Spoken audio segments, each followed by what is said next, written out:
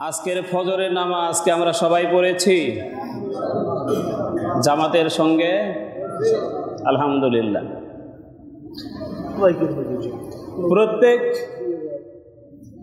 প্রত্যেক নামাজ যেটা আমরা 5 ওয়াক্ত 24 ঘন্টায় 5 ওয়াক্ত নামাজ আমরা পড়ি, জামাতের সঙ্গে নামাজ পড়লে তার একটা সওয়াব আছে। তবে বিশেষ করে শুক্রবারে জুমার নামাজের আগে ফজরের নামাজ, বিশেষ করে শুক্রবারে ফজরের নামাজটা জামাতের সঙ্গে পড়লে আলাদা তার বৈশিষ্ট্য এবং আলাদা মর্যাদা মহান আল্লাহর কাছে আছে। ধরে বলি সুবহানাল্লাহ। আল্লাহ রাসূল সাল্লাল্লাহু আলাইহি ওয়াসাল্লাম বলেন, আফজালুস সালাতি ইনদাল্লাহি সালাতুল ফজরি মাআল জামাআতি ইয়াউমাল জুমআ। আল্লাহ রাসূল সাল্লাল্লাহু আলাইহি সাল্লাম বলেন, 5 ওয়াক্ত নামাজ যেমন জামাতের সঙ্গে পড়লে যেমন সওয়াব হয়, তবে বিশেষ করে শুক্রবার জুমার দিন ফজরের নামাজ আল্লাহর বান্দা যদি জামাতের সঙ্গে আদায় করতে পারে, আল্লাহ রব্বুল আলামিন বলেছেন সেই নামাজটা আমার কাছে অত্যন্ত বেশি শ্রেষ্ঠত্বের মর্যাদা রাখে। জোরে বলেন সুবহানাল্লাহ। আল্লাহর কাছে সবচাইতে বেশি প্রিয় হচ্ছে শুক্রবারে ফজরের নামাজটা কি জামাতের সঙ্গে আদায় করা। আমরা 5 ওয়াক্ত নামাজ যারা পড়ি তা তো পড়বই, তবে বিশেষ করে শুক্রবারে ফজরের নামাজ আমরা কখনো জামাত মিস করব না, ইনশাআল্লাহ বলেন।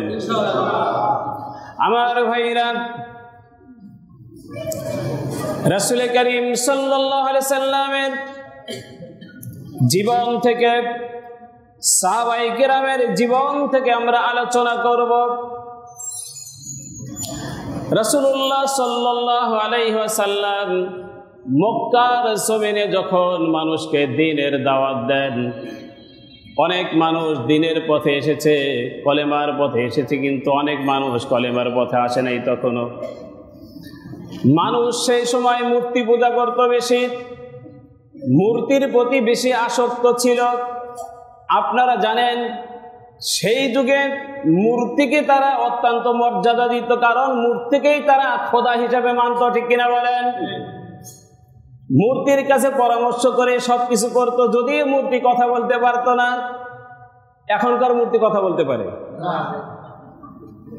সে যুগেও পারেনি, এখনো পারে না। তো মূর্তির কাছে তারা পরামর্শ করত, পরামর্শ চাইতো, মূর্তির পরামর্শ ছাড়া তারা কিছু করতো না, যদিও মূর্তি কথা বলতে পারে। কি আশ্চর্য দেখেন। ওয়ালিদ ইবনে মুগিরা রাসূলের শ্রেষ্ঠ দুশমনের মধ্যে একজন দুশমন ছিল। সদা সর্বদা আল্লাহ রাসূল সাল্লাল্লাহু আলাইহি সাল্লামের বিরোধিতা করে আসতো। এই ওয়ালিদ ইবনে মুগিরা অত্যন্ত দামি, কোন কোন কিতাবে আসছে তার মূর্তিটা স্বর্ণের মূর্তি ছিল, যেই মূর্তির তিনি পূজা করত। হঠাৎ একদিন সকালবেলায় মূর্তির কাছে কাছে পূজা করার জন্য মূর্তি জবান খুলে গেল। মূর্তি বলছে, হে ওয়ালিদ ইবনে মুগিরা, তুমি যেই রাসূলের দুশমনি করো, যেই নবী মুহাম্মদ নবী দাবি করেছে, এই নবী তিনি সত্যিকার অর্থে আল্লাহর নবী নাইনি, মিথ্যা নবী। নাউযুবিল্লাহ বলেন। মূর্তি বলতেছে এই কথা। এখন মূর্তি যখনই কথা বলা শুরু করেছে, আশ্চর্য হয়েছে কিনা বলেন? মূর্তি আবার কথা বলে কেন? তিনি এটাকে বিরাট একটা ঢাল হিসাবে ব্যবহার করলো। আজকে কাজ হয়েছে, কারণ মূর্তি যখন সাক্ষী দিবে নবী হচ্ছে মিথ্যা নবী, মুহাম্মদ সাল্লাল্লাহু আলাইহি সাল্লাম মিথ্যা নবী দাবিদার, তাহলে মানুষের কাছে তার বিরোধিতা করা, তার বিরুদ্ধাচরণ করা আমার জন্য ব্যাপারটা সহজ হয়ে যাবে, ঠিক কিনা বলেন? তিনি আরো কিছু লোকজন ডেকে এনে আবার মূর্তিকে জিজ্ঞেস করলো, বলো তো তোমার কথা কি? মূর্তি একই কথা বললো যে মুহাম্মদ নামে যিনি নবী দাবি করেছে, ইনি মূলত হক পয়গাম্বর নয়, ইনি মিথ্যা নবী দাবিদার। জোরে বলে নাউযুবিল্লাহ।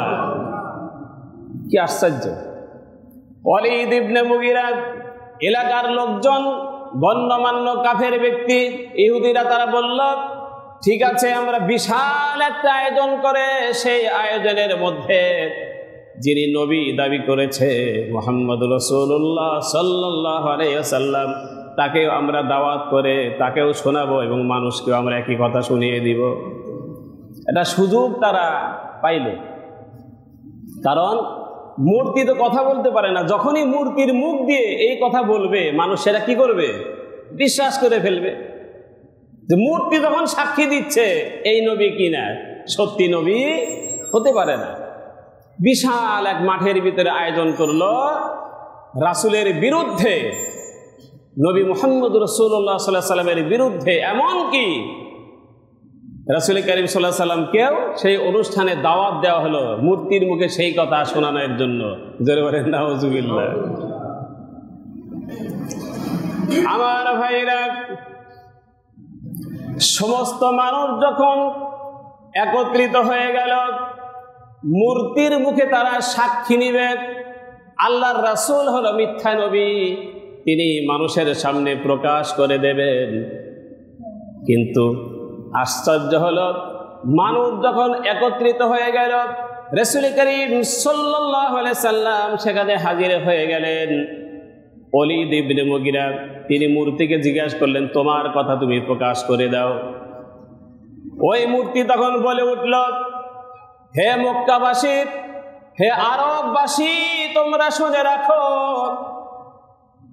এই যে আমার সামনে একজন ব্যক্তি, মুহাম্মদ নামে একজন ব্যক্তি বসে আছেন, ইনি দুনিয়ার সাধারণ কোনো মানুষ নয়, ইনি অবশ্যই আল্লাহর পক্ষ থেকে পাঠানো পয়গম্বর। জোরে বলেন সুবহানাল্লাহ, আরো জোরে বলেন সুবহানাল্লাহ।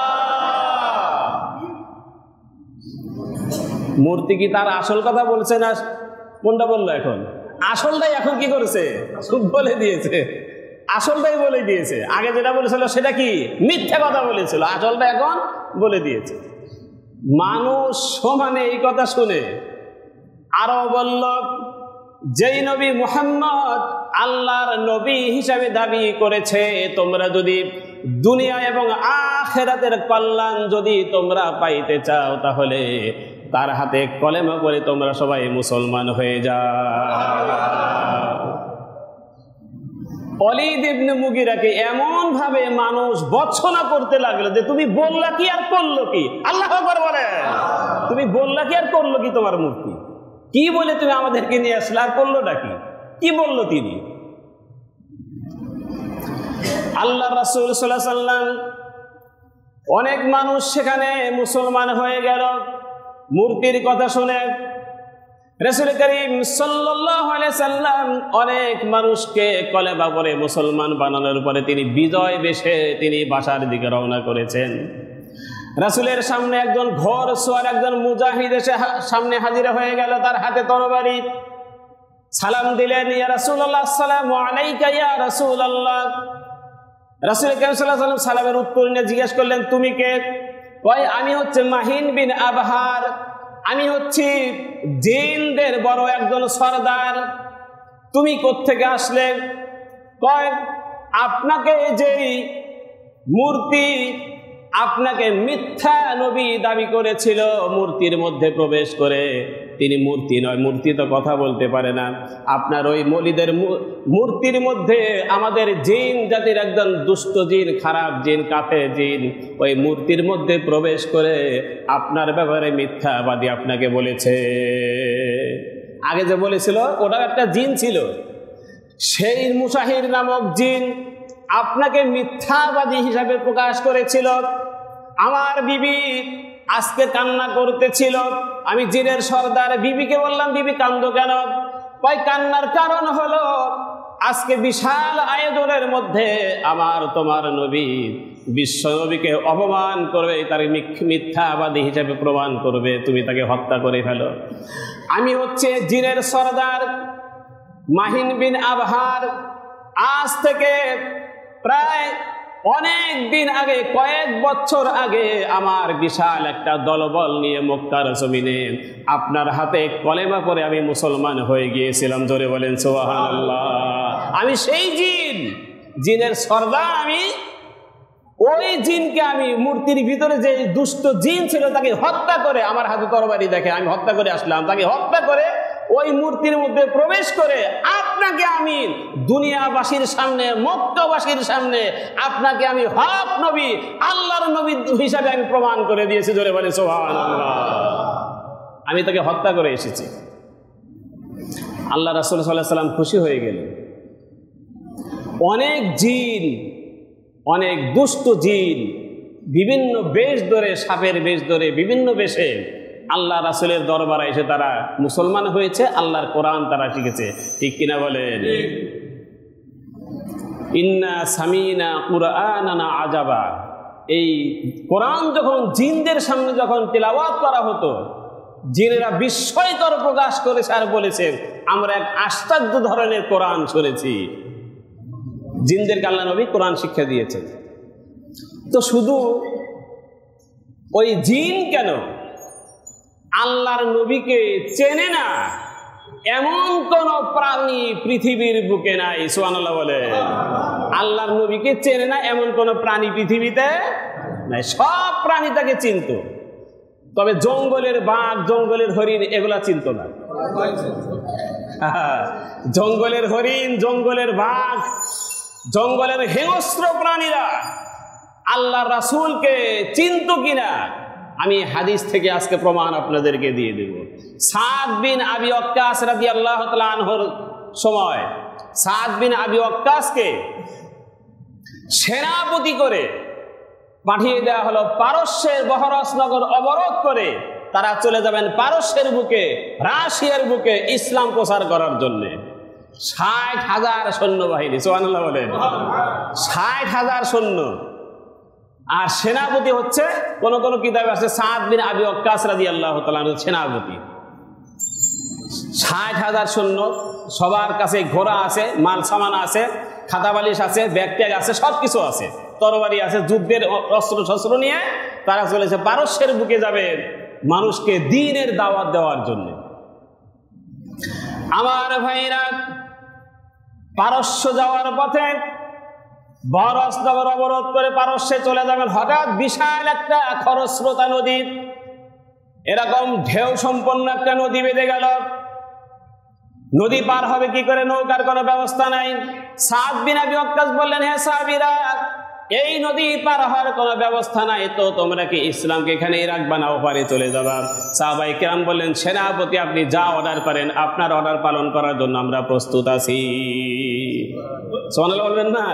আপনি যা বলেন তাই আমরা করব, আমরা ওপারেই চলে যাব, আপনি পার হওয়ার ব্যবস্থা আপনি করেন। সাদ বিন আবি ওয়াক্কাস তখন বললেন, হে সাহাবীরা তোমরা বলো, নাস্তাঈনু বিল্লাহি ওয়া নাতাওয়াক্কালু আলাইহি হাসবুনাল্লাহু নি'মাল ওয়াকিল নি'মাল মাওলা ওয়া নি'মান নাসির। সবাই পড়ুন, নাস্তাঈনু বিল্লাহি ওয়া নাতাওয়াক্কালু আলাইহি হাসবুনাল্লাহু নি'মাল ওয়াকিল নি'মাল মাওলা ওয়া নি'মান নাসির। এই বলে সাদ বিন আবি ওয়াক্কাস ঘোষণা করে দিলেন, হে সাহাবীরা, ৬০,০০০ সৈন্য সাহাবী ঘোড়া নিয়ে খরস্রোতা নদী রাতের অন্ধকারে তারা ঝাঁপিয়ে পড়লেন। সুবহানাল্লাহ বলেন। রাতের অন্ধকারে ৬০,০০০ সৈন্য ঘোড়া দাবড়িয়ে দরিয়ার মধ্যে ঝাঁপিয়ে পড়লেন। প্রচন্ড ঢেউ, প্রচন্ড তুফানের মধ্যে তারা ঝাঁপিয়ে পড়লেন। ওপার উঠে গেলেন নদী পাড়ি দিয়ে। ওপার ওঠার পরে সেনাপতি জিজ্ঞেস করলেন, হে সাহাবীরা, কারো কোনো জিনিস, কারো কোনো ঘোড়া, কারো কোনো মাল সামান হারিয়ে গেছে নাকি? সবাই বললেন, না, আমাদের কারো কোনো জিনিস হারায় নাই, একটা ঘোড়া হারিয়ে গেল না, একটা মাল সামান হারিয়ে গেল না, স্রোতে কাউকে ঠেলে নিল না। ওপার ওঠার পরে সেনাপতি জিজ্ঞাসা করলেন, তোমাদের কারো জিনিস হারিয়ে গেছে নাকি? এক সাহাবী বললেন, আমার একটা পানির পেয়ালা হারিয়ে গেছে। সুবহানাল্লাহ বলেন না? কিচ্ছু হারায় নাই, একটা পানির পেয়ালা হারায় গেছে, সেটা তো পেলাম না। সাদ বিন আবি ওয়াক্কাস বললেন, মুজাহিদের কোন জিনিস কেউ ছিনিয়ে নিতে পারে না, তুমি অপেক্ষা করো, আমি আল্লাহর কাছে আশা করি তোমার জিনিস ফিরিয়ে দিবেন। এমন কথা তিনি বক্তৃতা করতেছেন, হঠাৎ দেখা গেল তুফানের আঘাতে সেই বাড়িটা এসে ওই সাহাবীর সামনেই পড়ে গেল, বাড়িটা এসে হাজির হয়ে গেল। ওবার ওঠার পরে রাশিয়া যখন চলে গেলেন, রাশিয়া আফ্রিকার বুকে যখন চলে গেলেন, আফ্রিকার জঙ্গল পৃথিবীর সবচাইতে ছোট জঙ্গল, সবচাইতে বড় জঙ্গল, সেই জঙ্গলের পাশে সরকার তাদেরকে থাকতে দিলেন। এখানে তোমরা থাকবে। উদ্দেশ্য হলো জঙ্গলের পাশে মুসলমানেরা থাকলে তাদের সঙ্গে যুদ্ধ করার দরকার হবে না, জঙ্গলের প্রাণীরাই তাদেরকে খেয়ে ফেলে শেষ করে দেবে। এই উদ্দেশ্যে তাদের জঙ্গলের কাছে থাকতে দেওয়া হলো, তোমরা এখানে থাকবে। এখন সাদ বিন আবি ওয়াক্কাস বললেন, হে সাহাবীরা, একটা মঞ্চ বানাও, একটা মঞ্চ তৈরি করো। একটা মঞ্চ তৈরি করা হলো। মঞ্চ তৈরি করে জঙ্গলের দিকে লক্ষ্য করে, প্রাণীদের দিকে লক্ষ্য করে সাদ বিন আবি ওয়াক্কাস তিনি বক্তৃতা করা শুরু করে দিলেন। এলাকার মানুষ বলল, পাগল, এরা করে কি? মানুষের কথা কি জঙ্গলি প্রাণীরা শুনবো নাকি? জঙ্গলের দিকে তাকিয়ে তারা বক্তৃতা শুরু করে দিয়েছে। জঙ্গলের প্রাণীরাকে মানুষের কথা শুনবে? সাদ বিন আবি ওয়াক্কাস মঞ্চের উপরে দাঁড়িয়ে বক্তৃতা শুরু করে দিলেন। ইয়া আইয়াতুল হাসারাতু ওয়াসসিবাউ নাহনু আসহাবু রাসূলুল্লাহি সাল্লাল্লাহু আলাইহি ওয়াসাল্লাম ফাইন্না নাজিলুনা ফামান ওয়াজাদনা বা'দাহু কাতালনাহু। হে জঙ্গলের হিংস্র প্রাণীরা, আমরা আল্লাহর নবী মুহাম্মদ সাল্লাল্লাহু আলাইহি সাল্লামের সাহাবী, আমরা এখানে রাত কাটাবো। আমি ঘোষণা দিলাম, এই জঙ্গলের ভিতরে যত প্রাণী আছো, মুহূর্তের মধ্যে তোমরা জঙ্গল ছেড়ে তোমরা অন্যত্র পালিয়ে যাও। আল্লাহু আকবার বলেন। আল্লাহর কসম, ইতিহাস সাক্ষী, হাদিস সাক্ষী, আল্লাহ রাসূলের সাহাবী এই ঘোষণার সঙ্গে সঙ্গে দেখা গেল বাঘের লাইনে বাঘ, সাপের লাইনে সাপ, কুমিরের লাইনে কুমির, যার যার ডিম বাচ্চা সব কিছু মুখে করে নিয়ে ওই এলাকা ছেড়ে তারা অন্যত্র চলে যেতে লাগলো। জোরে বলেন সুবহানাল্লাহ। সব জঙ্গল ছেড়ে চলে গেল। সাহাবায়ে কেরাম জঙ্গলের মধ্যে তারা অবস্থান করলেন, রাত্রি যাপন করলেন। পরবর্তীতে তাদের সঙ্গে যুদ্ধ করে রাশিয়া বিজয় করে নিল। জোরে বলেন সুবহানাল্লাহ। তাহলে জঙ্গলের প্রাণীরা আল্লাহর রাসূলকে তো দূরের কথা, রাসূলের সাহাবীদেরকেও চেনে কিনা? জোরে বলেন। রাসূলের সাহাবীরা যখন আল্লাহ রাসূলের পরিচয় দিয়েছে, আমরা রাসূলের সাহাবী, জঙ্গলে ছেড়ে তারা চলে গিয়েছে, ওবার তাদের থাকতে দিয়েছে। সাফিনা রাদিয়াল্লাহু তাআলা আনহু বলেন যে নৌকা ভ্রমণ করতেছিলাম রাত্রিবেলায়, হঠাৎ তুফান এসে নৌকা তলায় গেল, ভেঙে খানখান হয়ে গেল। সাফিনা রাদিয়াল্লাহু সাহাবী বলেন, রাতের অন্ধকারে নৌকা ভ্রমণ করতেছিলাম, হঠাৎ নৌকা তুফান এসে ভেঙে টুকরা টুকরা হয়ে গেল, অন্ধকার কিচ্ছু দেখা যায় না। একটা নৌকার টুকরো ধরে আমি ভাসতে শুরু করলাম। ভাসতে ভাসতে যখন সুবে সাদিক যখন হয়ে গেল, গভীর রাত, শেষ রাত্রির দিকে একটা পাহাড়ের পাদদেশে গিয়ে আমি পৌঁছে গেলাম। কিন্তু আশ্চর্যের বিষয় হলো, পাহাড়ের পাদদেশে গিয়ে দেখি বিশাল একটা বাঘ আমার দিকে হাঁ করে তাকিয়ে আছে, অজগর সাপ আমার দিকে তাকিয়ে আছে।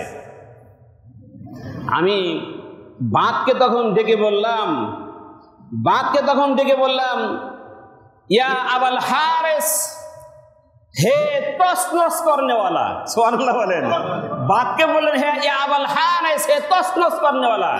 বাঘ যেমন মানুষকে চিরে ফিরে খায়, শেষ করে দেয়, তিনি বাঘকে ডেকে বললেন, ইয়া আবাল হারেস। হাদিসের ভাষ্য বলছি, হে তসনস করনেওয়ালা। এই কথা বলার পরে আনা মিন মাওলাই রাসূলুল্লাহ সাল্লাল্লাহু আলাইহি ওয়াসাল্লাম, হে বাঘ, আমি হচ্ছি বিশ্বনবী রাহমাতুল লিল আলামিন মুহাম্মদ রাসূলুল্লাহ সাল্লাল্লাহু আলাইহি ওয়াসাল্লামের একজন গোলাম, একজন সাহাবী। এই কথা বলার পরে বাঘ তখন উত্তর দিলেন ত। হাদিসের ভাষ্য, বাঘ উত্তর দিলেন ত বলে বললেন, হে সাহাবী, তুমি যে রাসূলের গোলাম হিসাবে পরিচয় দিয়েছো, সাহাবী হিসাবে পরিচয় দিয়েছো, আমি তোমাকে আগেই চিনতে পেরেছি তুমি আল্লাহর নবীর একজন গোলাম। জোরে বলেন সুবহানাল্লাহ। তোমার কোনো ক্ষতি আমি করব না। আল্লাহু আকবার বলেন। তোমার কোনো ক্ষতি আমি করব না। বাঘ এ বলে সাহাবীর কাছে চলে আসলেন, সাহাবীকে আদর করলেন, একটা গুতা মেরে এমন জোরে একটা ধাক্কা মারলেন, অজগর সাপগুলি পেরিয়ে তিনি রাস্তায় গিয়ে পড়লেন। জোরে বলেন সুবহানাল্লাহ। কোনো ক্ষতি করতে পারে নাই। তাহলে বোঝা গেল, বনের বাঘ, বনের সিংহ, বনের পশু পর্যন্ত আল্লাহর রাসূলকে চেনে কি চেনে না? জোরে বলেন।